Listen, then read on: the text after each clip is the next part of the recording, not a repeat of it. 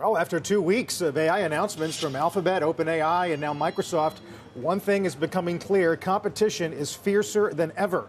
The monetization picture, though, still unclear, and that is the topic of today's Tech Check with Deirdre Bosa. Morning, Dee. Hey, good morning, Carl. So Gen AI companies, we're only seeing them beginning to price their products. This potential of a price war, that could shake confidence in their ability to monetize billions of dollars in investments. But that is actually what we're seeing in China. Over the last few weeks, its largest tech companies have kicked off a race to the bottom in Gen AI. It started with TikTok parent ByteDance.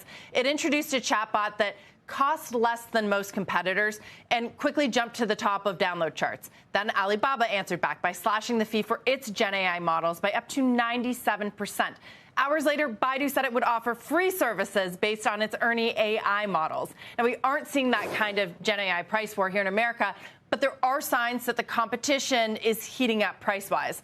When OpenAI launched GPT-4o last week, it gave non-paying users faster speeds, more features. Sam Altman, in a blog post, writing, "A key part of our mission is to put very capable AI tools in the hands of people for free or at a great price." Essentially, he said that they will find plenty of things to charge for, putting scale ahead of profitability. Now, a day later, Google rolled out its AI overviews. This is a slimmed-down version of its Gen AI product, and it's giving it away free for every search user in America and will ramp to 1 billion users by the end of this year. Now, there are, of course, still those paid tiers, subscriptions for premium models, and they're all roughly the same price, about $20 a month across the most popular ones that you can see here.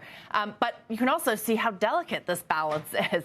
If one goes lower, it wouldn't take much to start an all-out price war. The growth at all cost strategy that we're seeing emerge in China, and here to a lesser extent, that raises questions, again, which have always been there about the monetization of Gen AI, and it puts pressure especially on those relatively less well-capitalized startups that'll eventually try to turn a profit. Guys, I know you're following Build, so am I. Just heard Steve Kovac come on and say that there's going to be a free version of Copilot for educators, and the pricing in the enterprise model, too, it's a little unclear, and it's all over the place.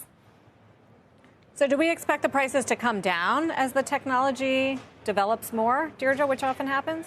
So that comparison I showed you, where the most popular chatbots are $20 a month, that's unlikely to come down because, like I said, if one goes down, the rest will have to follow. You could get into a price war, but they're doing things around the edges, like GPT-4o, right? It was a more advanced model that makes things that were only available for paying users previously. To a lesser extent, they're making that available for free. So, you know, there's some questions. Do you need to pay for GPT Pro if you get 4o, its latest version, for free? Google as well are doing things around the edges. So it wouldn't take much, and they're finding ways to do this in different ways. You know, I thought of you, Dee, because anecdotally there have been some Google designers, for example, or even former Google designers who argued that the work they were doing regarding AI at Google, for example, wasn't driven by any need other than to stay in the, quote, AI race.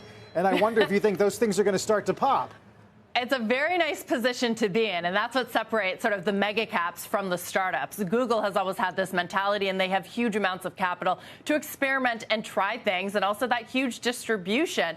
So they can try things and then release them across their products that have, a combined over 1 billion users, whereas it's harder for an OpenAI or a Anthropic to do that because there's so much on the compute end as well, right? It is so expensive to build these models. Someone I was talking to recently said that that price is only going to go up. And when you look at a Meta, right, making Llama 3 available for free, that becomes harder to do. Yeah, makes sense. Thank you, Deirdre. Deirdre Bosa. Thanks.